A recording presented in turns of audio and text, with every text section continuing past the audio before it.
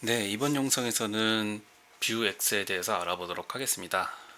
Vue.js로 개발을 한다라고 하면 Vue.js는 Vuex와 Vue 라우터를 통해 개발을 한다라고 이야기를 할 정도로 굉장히 중요한 라이브러리고요. 그래서 Vuex는 도대체 어떠한 녀석이고 그 Vuex를 통해서 우리가 어떻게 구현을 할 수 있고 어떠한 장점이 있고 그리고 우리가 Vuex를 꼭 써야 되는 건지 어떨 때 써야 되는 건지에 대해서 한번 알아보도록 하겠습니다. 먼저 Vuex에 대한 정의부터 먼저 볼 건데요. Vuex는 중앙 집중화된 상태 관리 패턴을 지원하는 자바스크립트 라이브러리입니다. 이제 여기서 이제 스테이트라는 개념이 나오고 초창기 이제 핵심 개념을 이야기할 때 이제 데이터는 상태와 그러니까 스테이트와 데이터로 나뉜다라고 이야기를 드렸었거든요. 그래서 스테이트는 무엇이냐면은 큰 틀에서 보면은 이 웹 어플리케이션에서 관리해야 하는 데이터인데 그 데이터가 두 가지 분류로 나뉘어지는 거고 두 가지 분류로 나눠지는 게 하나는 스테이트고 하나는 데이터인데 그 데이터는 스테이트로 분류되는 거는 하나의 컴포넌트가 아니라 전체 어플리케이션에서 관리되어야 되는 데이터들은 스테이트라고 하고 그리고 그렇게 전체 어플리케이션이 아니라 하나의 컴포넌트에서만 사용되는 데이터는 데이터로 나누어서 관리를 하는 방식을 지원하는 라이브러리가 바로 Vuex라고 보면 될 것 같습니다. 그러니까 Vuex가 있기 전에는 우리는 모두 데이터는 그, 스테이트와 데이터에서 데이터로만 관리를 해서 사용을 하고 있었거든요. 근데 우리가 어플리케이션 전체에서 디버깅을 용이하게 하거나 아니면 데이터의 변경 추적을 하게 하기 위해서 관리되어야 되는 데이터는 스테이트로 분류하고 데이터는 진짜로 내 하나의 컴포넌트에서만 사용하게 되는 데이터를 데이터로 정의해서 쓰자라는 개념을 도입한 것이 바로 Vuex라고 볼 수 있을 것 같습니다. 근데 이 Vuex가 Vue.js로 개발하면 Vuex와 Vue 라우터를 통해 개발을 한다라고 이야기할 정도로 굉장히 결합도가 높아서 Vue.js의 기본 스펙으로 오해되기가 쉬운데요. 사실은 Vuex는 Vue의 기본 스펙이 아니라 단순한 기능을 추가하기 위한 라이브러리인 거죠. 그러니까 결과적으로는 중앙 집중화된 상태 관리를 위해서 우리가 사용을 할 수도 있고 사용을 안 할 수도 있는 자바스크립트 라이브러리입니다. 그렇기 때문에 Vuex는 뷰 개발의 필수 스펙은 아니에요. 그러니까 꼭 안 써도 되는 거죠. 지금까지 우리가 개발한 전역 단위의 컴포넌트나 단일 파일 컴포넌트로 개발을 했을 때도 우리가 얘를 Vuex 없이 잘 사용을 해왔어요. 하지만 Vuex를 만약에 사용을 하게 되면 개발하 이제 내가 대규모의 어플리케이션, 그러니까 복잡도가 높은 어플리케이션을 개발하거나 딴 사람이랑 같이 협업해서 개발을 하거나 아니면 중요한 데이터가 어떻게 변경되었는지를 디버깅 해야 할 때 이 Vuex가 편의성을 제공해 주기 때문에 Vue.js를 개발할 때 Vuex가 거의 필수처럼 사용이 되는 거죠. 그러니까 개발용 편의 도구 같은 느낌이라고 보시는 게 조금 느낌상 맞을 것 같습니다. 하지만 이 개발용 편의 도구니까 써도 되고 안 써도 되고의 느낌, 써도 되고 안 써도 되는 그런 옵셔널한 라이브러리이기는 하지만 우리가 복잡한 어플리케이션을 개발할 때는 어쩔 수 없이 디버깅을 위해서라도 반드시 써야 되는 라이브러리가 됐기 때문에 Vue.js에서 개발을 한다고 하면 Vuex를 통해 개발을 하게 된다라고 이야기할 정도로 필수처럼 된 거죠. 그래서 Vue.js를 개발할 때 Vuex와 Vue 라우터가 항상 페어로 이야기를 하게끔 되게 된 그런 이유가 있다라고 알아주시면 될 것 같습니다. 네, 그러면 우리가 Vuex를 쓰기 이전에는 어떻게 이 어플리케이션에서 관리되는 데이터들을 관리했는지에 대해서 한번 알아볼 거예요. 결과적으로는 우리가 지금까지 이제 개발했던 방식이 어떤 거였고, 어떻게 관리하는 거였고, Vuex가 나오기 이전에 우리가 지금까지 했던 이 방식들은 어떠한 불편함들이 있었는지, 그래서 이 불편함 때문에 Vuex가 나오게 됐다라는 이야기를 이제 드리게 될 거죠. 크게 이 세 가지 방법으로 데이터를 뷰엑스를 사용하지 않고는 이야기를 할 수 있을 것 같아요. 첫 번째는 모든 컴포넌트가 상태가 있는 방식, 그러니까 데이터가 있는 방식이에요. 그러니까 우리가 지금까지 했던 방식이죠. 우리가 단일 파일 컴포넌트로 개발을 했을 때 기존 소스에 보면 이런 식으로 데이터 옵션의 데이터들을 우리가 다 정의를 했었어요. 히스토리도 마찬가지고 이 컴포넌트에서 사용을 해야 되는 모든 데이터들은 다 각각의 컴포넌트의 데이터 옵션에 들어가 있었고 얘네들을 어디에 하나로 그룹핑하거나 한 적은 한 번도 없었습니다. 이러한 방식이 바로 첫 번째 모든 컴포넌트의 상태가 있는 방식이라고 보시면 될 것 같고요. 그래서 다시 한번 설명을 드리면 전역으로 관리되는 데이터는 없었어요. 그리고 모든 컴포넌트에 별도로 데이터가 관리가 됐었고, 그렇기 때문에 우리가 다른 컴포넌트의 데이터를 혹시 변경을 해야 되거나, 그러니까 내가 다른 컴포넌트의 데이터를 변경한다는 건 이벤트를 발송한다고 했죠. 발송하는 거라고 했죠. 그리고 변경을 해야 돼. 내가 어떤 이벤트를 받아서 변경해야 되는 것을 알기 위해서는 이벤트를 항상 에밋하거나 온 했어야 됐어요. 이 이벤트를 항상 에밋하거나 온 해야 됐었어요.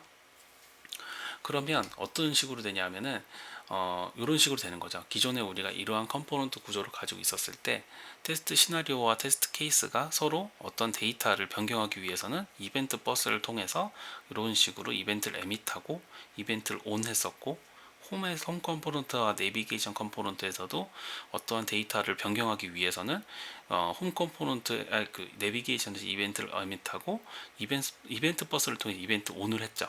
근데 지금 우리가 구성한 이 어플리케이션은 eDEPS밖에 되지 않았고, 이러한 eDEPS가 되지 않은 것만 eDEPS가 되지 않은 이 어플리케이션에서 이벤트를 두 가지만 줬으니까 이렇게 간단한 건데, 예를 들어서 이 뎁스가 3, 4, 5 뎁스까지 내려가고 그 다음에 복잡한 처리를 하기 위해서 이 이벤트들이 마구마구 왔다 갔다 한다고 하면 이 점선으로 되어 있는 부분이 어떻게 될까요?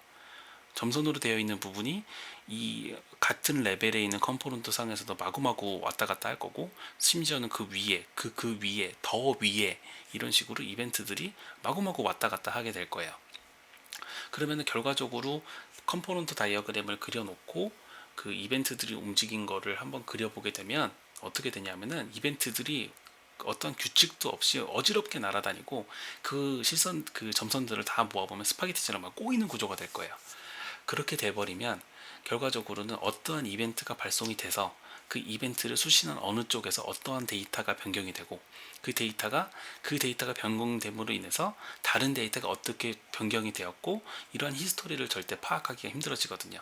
따라서 복잡한 구조를 가진 어플리케이션을 만들게 될 경우에는 우리가 지금까지 채택했던 이 방식은 디버깅 하기가 너무 어려워진다. 이벤트가 너무 스파게티로 꼬이게 된다 라는 단점이 있게 됩니다.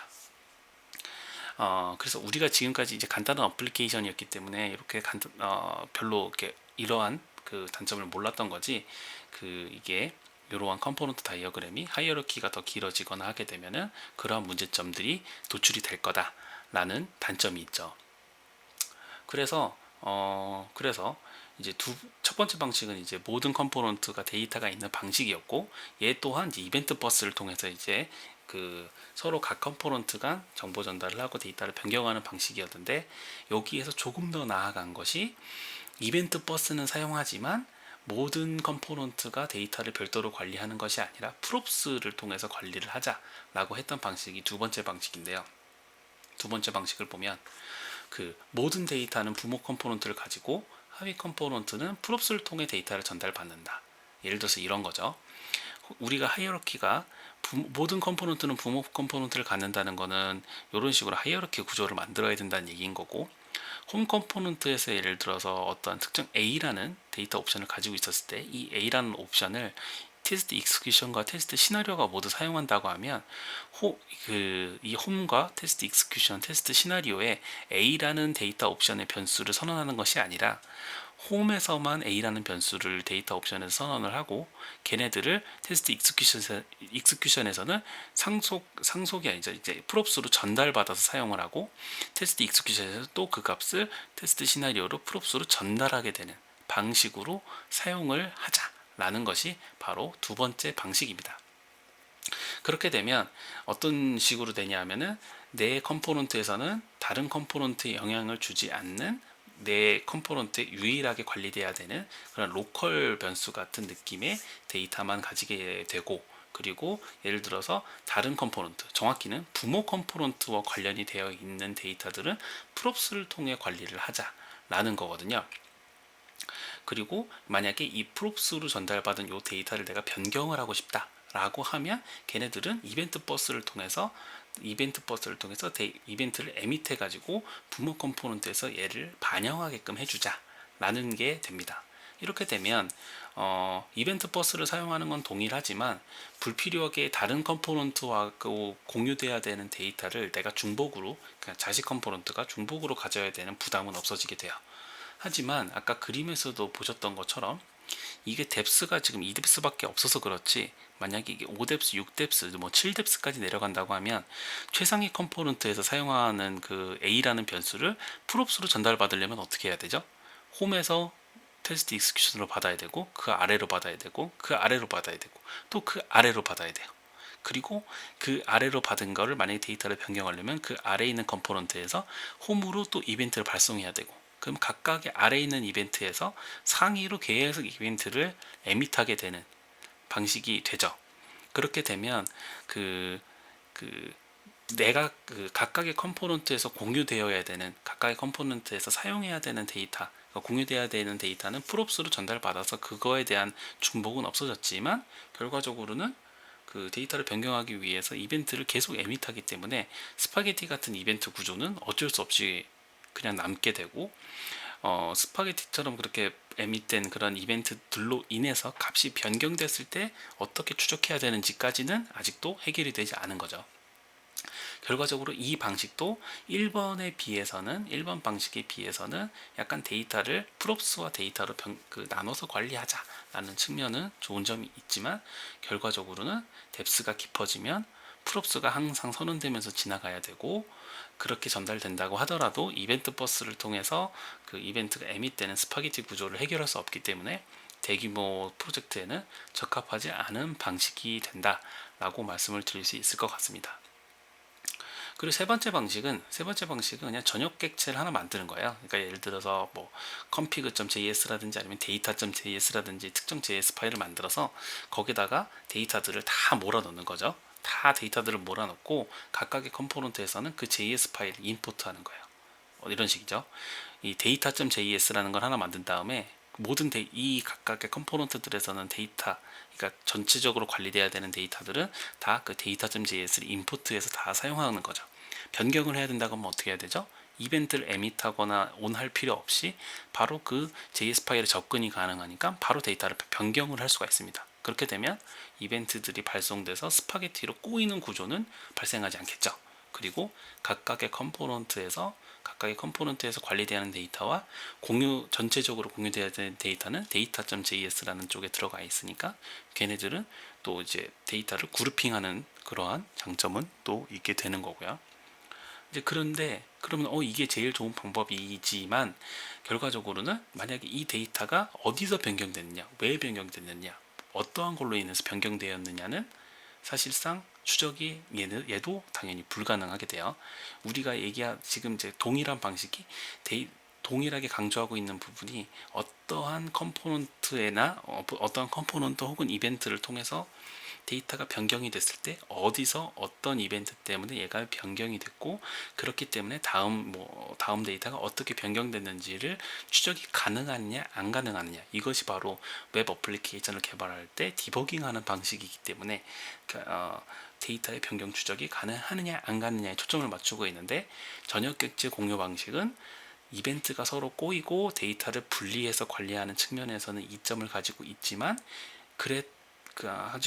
각각의 컴포넌트에서 그 공유돼야 되는 데이터를 직접 접근해서 변경이 가능하기 때문에 어디서 변경했는지, 왜 변경됐는지를 추적하기가 굉장히 어려워진다 라는 단점이 있습니다. 그래서 이 1번, 2번, 3번 각각의 장점과 단점을 가지고 있었는데, 얘네들이 다 디버깅이나 데이터의 변경 추적이라는 측면에서 명확한 답을 제공해 줄 수 없었기 때문에 뷰엑스가 등장했다라고 보시면 될 것 같습니다. 그러면 뷰엑스에 대한 기본적인 정의와 왜 뷰엑스가 탄생하게 됐는지에 대해서는 설명을 드린 것 같고요. 이 다음 영상에서 뷰엑스의 장점에 대해서 한번 이어서 알아보도록 하겠습니다.